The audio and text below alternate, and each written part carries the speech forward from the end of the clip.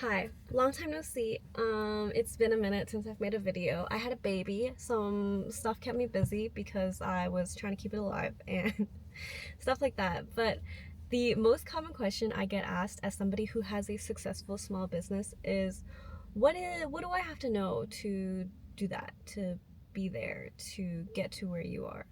And this is gonna be I'm literally recording in the car in my break time away from baby.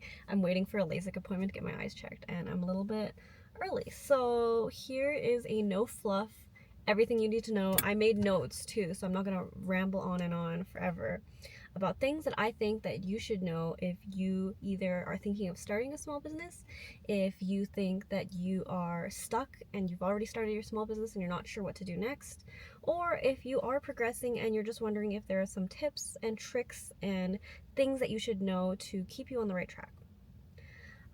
Quick disclaimer, I am speaking from my own experience. I don't know what everyone's perception of success is different, so my experience might not be your experience.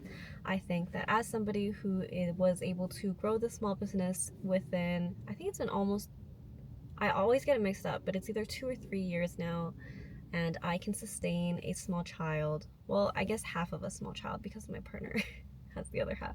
But you know what I mean. I think that's pretty successful. So let's get started. Let's talk about number one. The number one thing that I am known for is going to markets, doing artist alley, farmers markets, craft fairs, local art fairs, different festivals, night markets. I've done all of them, and I think those videos are what got me known in the first place. So if you found me from one of those videos, thanks for watching. But I think that is the introduction to selling in person. A lot of people want to sell online, and that seems like the dream, and honestly that is what I'm doing now, and it is very nice to be able to work from home. But the best way to get your name out there and to get not just recognition of who you are and show people what you do, but also feedback, live feedback, and the opinions, and it's kind of scary, but to find out what other people think of your makes and what you make and everything is to go to a market. It is to sell in person. And the cheapest way to do that is to go to local markets. Obviously, if you've seen any of my convention vlogs, it's very expensive to pack everything, ship everything, or fly somewhere or drive somewhere. It costs a lot of money, physical money, mental health, energy. It's just tiring physically, so that's a pretty big and intimidating step to take. But if you have a local market that's like 15-20 minutes across town, and usually the buy-in is like, I don't know actually, if there are some markets that I've seen in like LA and like big cities that cost like 250 to 400 USD for a table, those are kind of crazy. I'm sure there are smaller ones there too. My town is a lot smaller, so there are often, like really often, like almost once a week, there are opportunities to attend these little fairs, and they all have different themes, different audiences, and they're around maybe like max like $200 per day. And most of them are just one-day shows, so it's very not intimidating. You know, you show up, you do your best, you try to make back table fee, and you figure out your audience the more that you are selling at this place. So markets, one, start local because it's cheaper, it's easier, and you're more likely to do something when it's cheaper and easier and less intimidating. Two, research. I say this in all of my advice videos, but especially if you're local, go to one of these. Even if you don't even have to go vend at one, or just go to the Instagram page of a market that you find that is in your area that maybe kind of has your vibe. Or even if it doesn't have your vibe, I'll go on Instagram. You know, every single city has those pages where it's like events in your city or like things to do in your city, and at some point they will post about some kind of market or an art fair or a night market or festival. You go to that page, you click on, you know, whichever one you find, you go and you find the list of vendors, and then you just find a vendor that has your vibe. Maybe they sell a similar product, maybe it's like the same cute stuff. Maybe you sell stationery and they also have cute stationery type goods, or they just have cute crochet goods, or cute art prints, or something along the same lines. Or, you know, if you have like edgy stuff, like if you sell car related car prints or drawings or models, like 3D models or something, you find someone that is similar to that. Maybe they also 3D model, but they make something else, you know. I would go to that person's page and see all of the markets that they're signing up for. It's public information. It's not like you're going to copy them because you're still figuring out what works best for you. But by doing this, you have an instant, easy list of places that you might be able to vend at that are local that might work for you. Again, especially if you're in a big city, a lot of times you go to these lists and a lot of people are not local. So you kind of have to click around and do a little bit of recon. But this is what I did to get started. And I did a lot of markets that weren't necessarily my audience. And I think it's a little bit of both me trying to find the market that fits my audience and also adapting my product depending on what the audience feedback is.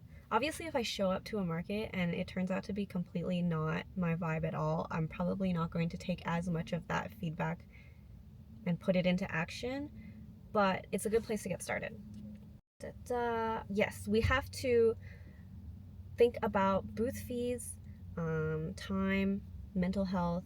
I never considered mental health when I was starting out, so I feel like it's really important for me to bring up now in order to not get burnout, and also so that you don't give up. You want to like set yourself up for success. If you're really like aiming really high and like logistically you're not ready for those types of shows or cons or markets yet, you're gonna feel down after, and it's gonna be less motivating for you to continue in this path. Sometimes it's really just more important to find like a good vibey market. I know that's so general, but like a market with a good energy that puts you in a good brain space, gets you thinking, gets you motivated. It might not be the most profitable, but that's not necessarily what your first priority is when you're starting out. Really, you just want to test your products live. All right, number 2 on my list. I don't really know if this isn't really in order. This is just things that I thought of, but branding. Okay, this is the one thing that I think that I did pretty good at. I focused a lot on branding. It was for me because crochet flowers, now they're common, but back then they weren't, and the biggest problem for me was figuring out the best way to sell them. Because I just have a bunch of loose flowers. Like, do I put them in a vase and sell them with the vase? Oh, but the vases are heavy or they're really big.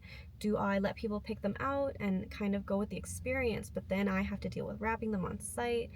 You know, there's a lot of factors to consider depending on your product, but your brand is what makes this business stand out. This is your story, it's your vibe, it's your creation. So it's what's gonna make you special and what's gonna make you stand out.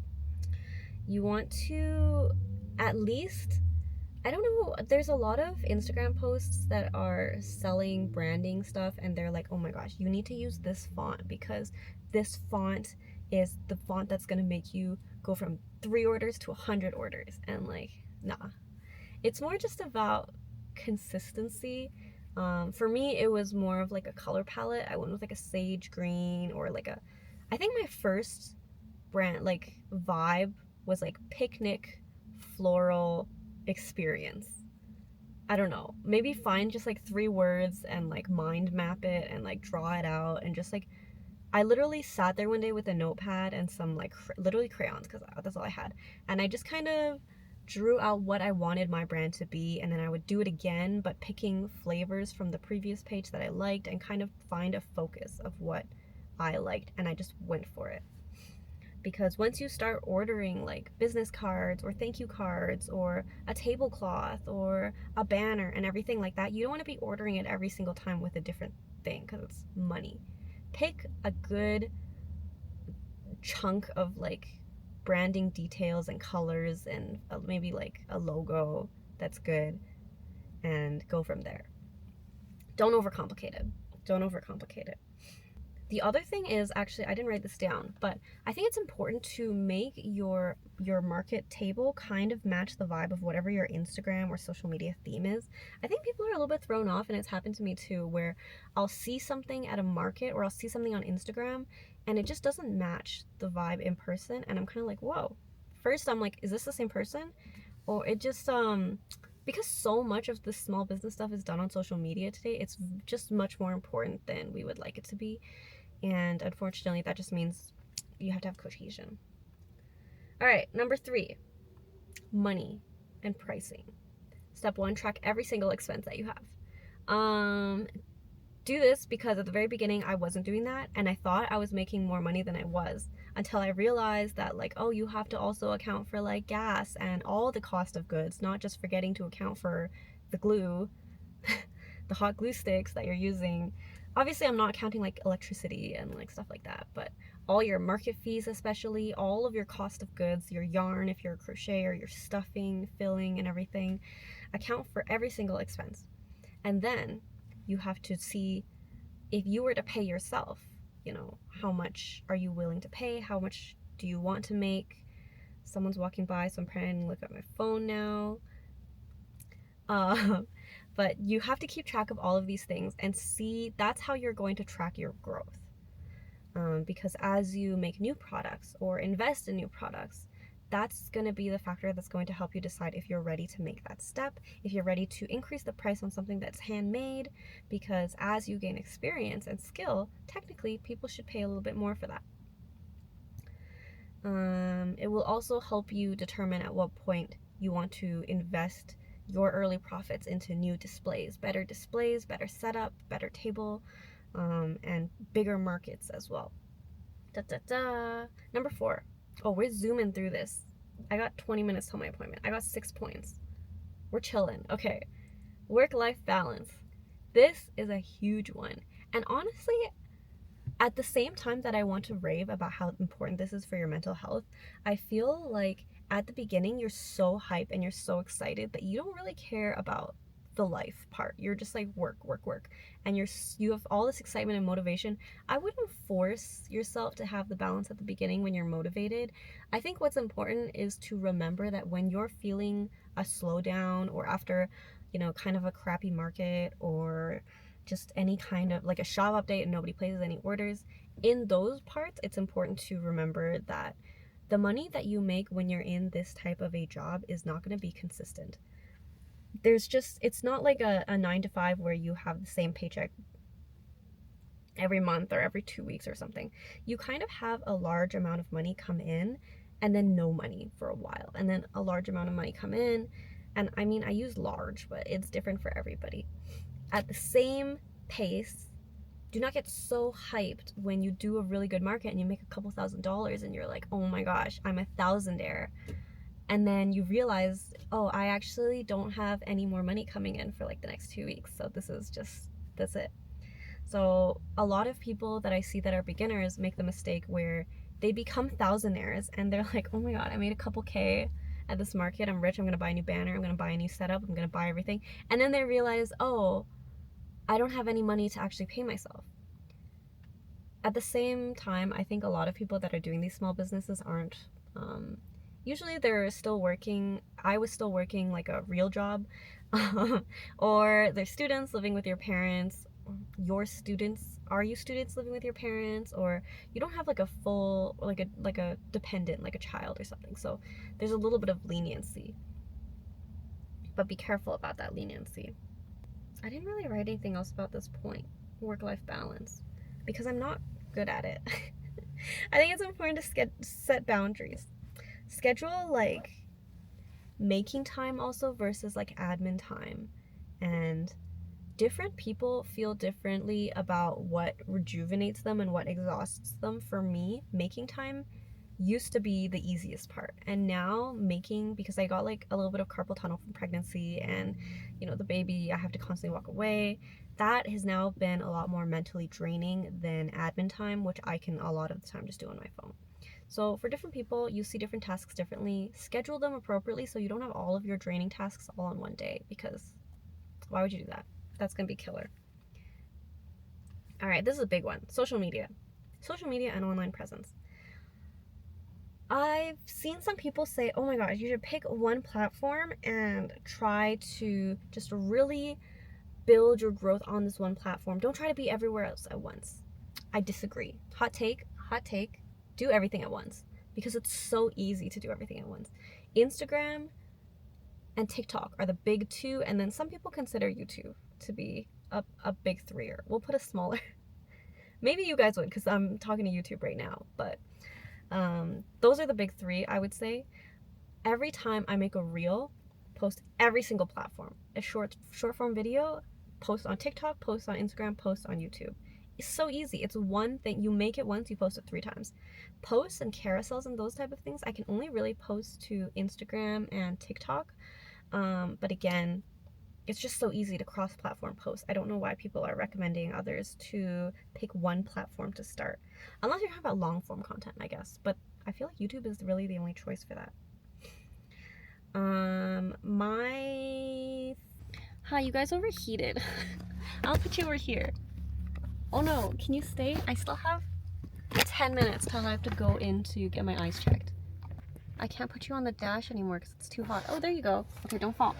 What was I saying? Be consistent. I think consistency is way more important than having like beautiful, perfect posts. A lot of the time, the posts that you make spontaneously, like just, it's like 2 a.m. and you have an idea and you film it and it's like kind of not that best quality or anything, and the editing's kind of whack, but it just pops off randomly. So if you have an idea, just post it. It's not about like, oh, you have to make 3 posts a week and 2 reels, and you have to post it at 9 a.m. or whatever. I do post around 8 to 9 a.m. I think mornings are better, but it's different for everybody. Some people post at 2 a.m. and it does just as well, if not better. Probably better. So that's what I'm on TikTok. You want to share your story. I guess this kind of speaks to branding as well, maybe. I don't know marketing, but I feel like the main reason why somebody would pick to buy your products versus someone else selling similar products is your story. People want to know your process. They want to know, you know, how did you start making these? Why do you make these? How do you make these?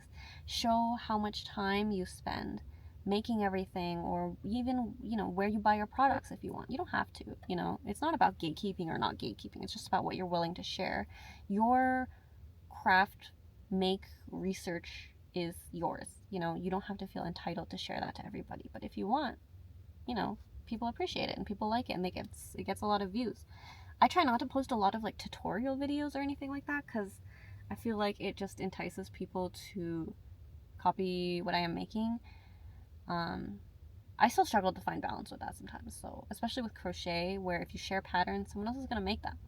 And I've come to a place where I have found this is a set of designs that I am willing to, you know, share. Here's how I make them. Here's the pattern to make them. You know, feel free to make them.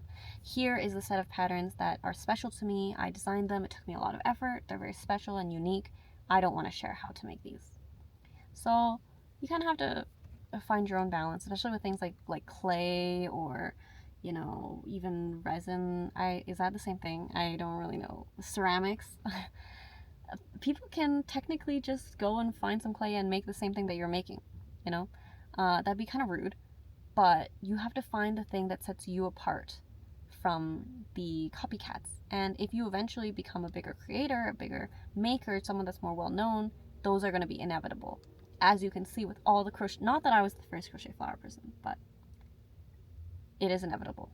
Oh, here's a big one. Forgot to mention this point. Use your social media, your socials as a funnel to get to a shop. The point of social media is not just to share your story and like post your pretty pictures of everything that you made, which I'm sure are wonderful, but the purpose is to get these people who have now noticed you to buy things. And I think people forget that point a lot. They're so focused on making like, oh, I have to edit my picture perfectly, I have to grow followers, I have to grow subscribers, I have to get this big following on social media. That's it. But you have to take these people and now convert. Oh, actually, I made a video about this. I'm going to put the thumbnail here if I can find it. I can find it probably. I don't have that many videos. But it's about making content that making content that like grows your following versus converts to sales. It's 2 different types of content. Yeah, I'm not gonna talk too much about that because I have a whole video talking about that. It's very important, actually. I think that's something that a lot of people don't notice. Oh, think of it as a consumer. If I see somebody whose art I like, I go to their page. It's not just like, oh, yep, follow. It's like, oh, I want that. Wow, that's so cute. I could eat that. Or I want that on my desk. I want that on my bag. First thought is, where can I get that? You know, you should have a pinned post of, here are the markets I'm going to be at, or here are the cons I'm going to be at, or here is my website, or my shop is open, or this is when my shop will open, or here's the email, here's the subscription, or what's it called? Here's the email sign up. Oh, here's the email sign up for shop updates or something like that. Email list. That's the word I'm looking for. So social media, online presence, it's a big, if you're looking for like specific details on like what kind of font I should use, or, you know, what kind of content, which trends are popular, there's a lot of Instagram accounts on that. Just be careful following those, because I did that and then suddenly my entire Instagram feed was about how to grow my following. It's like, oh, trending reel, and then there's like some girl standing there and she's like, this is a trending reel, use this to gain like 5k followers or whatever. And then my entire feed became that after I liked like 3 of them.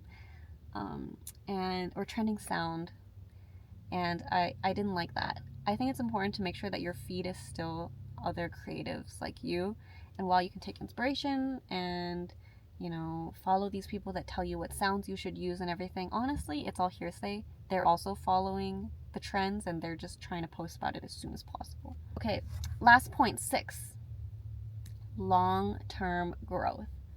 Ultimately, this is the goal. I assume this is your goal. Okay, here's a thing that you can do. There's a name for this. I don't know the name for it. Please comment if you know it. But make 3 timelines. Okay? It's kind of like here's where I want to be in 5 years. But it's here's where I want to be in maybe like 3 months, and 6 months, and a year, and 2 years. Let's do that. Nobody lives that long term now. The world is changing too fast. Politics and economics and everything.